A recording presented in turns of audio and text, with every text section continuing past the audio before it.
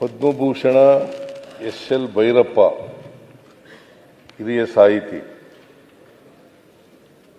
ಇವರು ಕರ್ನಾಟಕ ಕಂಡಂಥ ದೇಶ ಕಂಡಂತೆ ಅಂತ ಹೇಳ್ಬೋದು.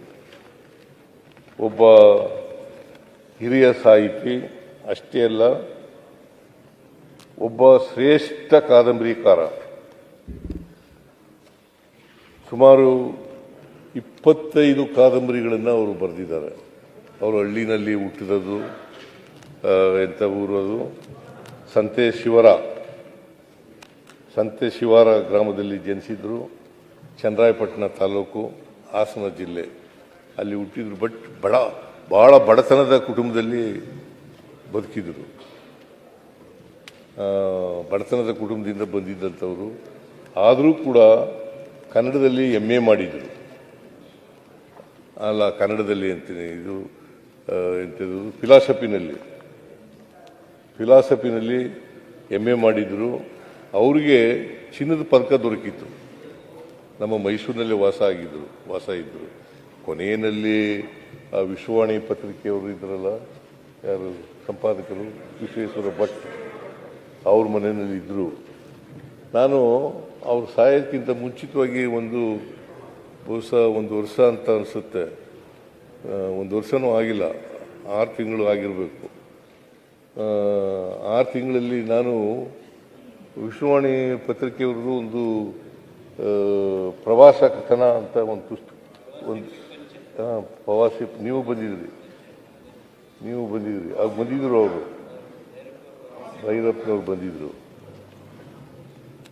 ಸೊ ಅವತ್ತು ಆರೋಗ್ಯವಾಗಿ ಇದ್ದರು. ಬಟ್ ವಯಸ್ಸಾಗಿತ್ತು, 94 ವರ್ಷ ವಯಸ್ಸಾಗಿತ್ತು. ಬಟ್ ಕಿವಿ ಅಷ್ಟೊಂದು ಕೇಳಿಸ್ತಾ ಇರಲಿಲ್ಲ. ಬಟ್ ಬಾಕಿಯಲ್ಲಿ ಮೆಂಟಲ್ ಫ್ಯಾಕಲ್ಟಿ ಎಲ್ಲ ಭಾಳ ಚೆನ್ನಾಗಿತ್ತು. ಅಂಥವರು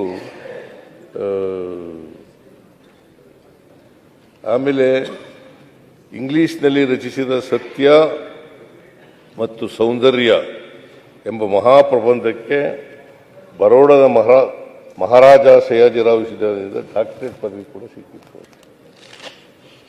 ಸತ್ಯ ಮತ್ತು ಸೌಂದರ್ಯ ಎಂಬ. ಆಮೇಲೆ ಅಖಿಲ ಭಾರತ ಕನ್ನಡ ಸಾಹಿತ್ಯ ಸಮ್ಮೇಳನದ 67ನೇ ಅಧ್ಯಕ್ಷರಾಗಿದ್ದರು. ಕನಕಪುರದಲ್ಲಿ ನಡೆದಿತ್ತು. ನಾನು 99ರಲ್ಲಿ ಹೋಗಿದ್ದೆ. ಸಿಂಧಿಯಾ ಅವರು ಏರ್ಪಾಡು ಮಾಡಿದ್ದರು ಕನಕಪುರದಲ್ಲಿ. ಜಯಂತ್ ಪಟೇಲರು ಮುಖ್ಯಮಂತ್ರಿಯಾಗಿದ್ದರು. ಆಗ ನಾನು ಡೆಪ್ಟಿ ಚೀಫ್ ಮಿನಿಸ್ಟರ್ ಆಗಿದ್ದೆ. ನಾನು ಕೂಡ ಸಮ್ಮೇಳನದಲ್ಲಿ ಭಾಗಿಯಾಗಿದ್ದೆ. ಸಮ್ಮೇಳನದ ಅಧ್ಯಕ್ಷರಾಗಿದ್ದರು ಅಂತಕ್ಕಂಥ ಮಾತುಗಳನ್ನು ಹೇಳಲಿಕ್ಕೆ ಬಯಸ್ತಾ ಇದ್ದೇನೆ. ಆಮೇಲೆ ನೀವು ಆಗಲೇ ಹೇಳದಂತೆ ಅನೇಕ ಕಾದಂಬರಿಗಳನ್ನು ಬರೆದಿದ್ದಾರೆ. ಬಹಳ ಜನಪ್ರಿಯವಾದಂಥ ಕಾದಂಬರಿಗಳು. ಅವ್ರ ಕಾದಂಬರಿಗಳು ಇಂಗ್ಲೀಷ್ ಭಾಷೆಗೆ ತರ್ಜುಮೆ ಆಗಿದ್ದಾವೆ. ಅಷ್ಟೇ ಅಲ್ಲ, ಬೇರೆ ಭಾಷೆಗಳಿಗೂ ಕೂಡ ತರ್ಜುಮೆ ಆಗಿದ್ದಾವೆ. ಪರ್ವ, ಗೃಹಭಂಗ, ವಂಶವೃಕ್ಷ, ನೆಲೆ, ಸಾಕ್ಷಿ, ನಾಯಿ ನೆರಳು, ತಬ್ಬಲಿ, ನೀನಾದೆ ಮಗನೆ, ದಾಟು, ಧರ್ಮಶ್ರೀ, ಪರ್ವ, ಬಿತ್ತಿ ಸೇರಿದಂತೆ ಹಲವಾರು ಕಾದಂಬರಿಗಳನ್ನು ಕೂಡ ಬರೆದಿದ್ದಾರೆ.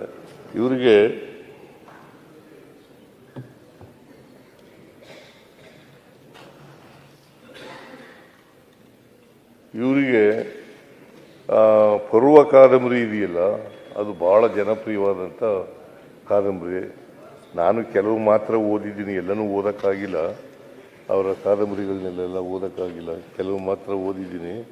ಬಟ್ ಮೈಸೂರಿನಲ್ಲಿ ಕೊನೆಯಲ್ಲಿ ರೀಜನಲ್ ಕಾಲೇಜಿನಲ್ಲಿ ಪ್ರೊಫೆಸರ್ ಆಗಿದ್ದರು. ಆಮೇಲೆ ಬೇರೆ ಬೇರೆ ಕಡೆಯೂ ಕೂಡ ಪ್ರೊಫೆಸರ್ ಆಗಿ ಕೆಲಸ ಮಾಡಿದರು. NCERT ಅದರಲ್ಲೂ ಕೂಡ ಇದ್ದರು ಅಂತಕ್ಕಂಥ ಮಾತುಗಳನ್ನು ಹೇಳಲಿಕ್ಕೆ ಬಯಸ್ತಾ ಇದ್ದೇನೆ. ಕೊನೆಗೆ ಅಂತಿಮವಾಗಿ ರೀಜನಲ್ ಕಾಲೇಜು ಮೈಸೂರಿನಲ್ಲಿ ಸೆಟ್ಲ್ ಆಗಿದ್ದರು. ಅವರು ಅಲ್ಲಿ ಲೆಕ್ಚರರ್ ಆಗಿ, ಪ್ರೊಫೆಸರ್ ಆಗಿ ಕೆಲಸ ಮಾಡ್ಕೊಂಡಿದ್ದರು. ಆಮೇಲೆ ಪದ್ಮಶ್ರೀ,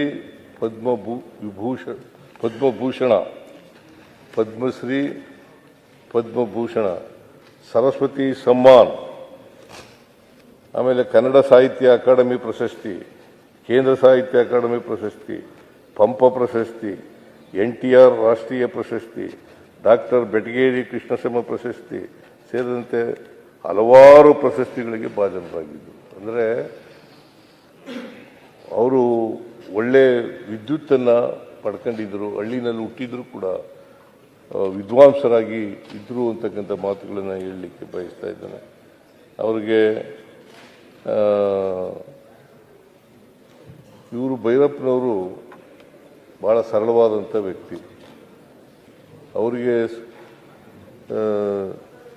ಯಾಕಂತಂದ್ರೆ ಐಡಿಯಾಲಜಿಕಲಿ ನಮಗೆಲ್ಲ ಡಿಫ್ರೆನ್ಸ್ ಇದ್ದರೂ ಕೂಡ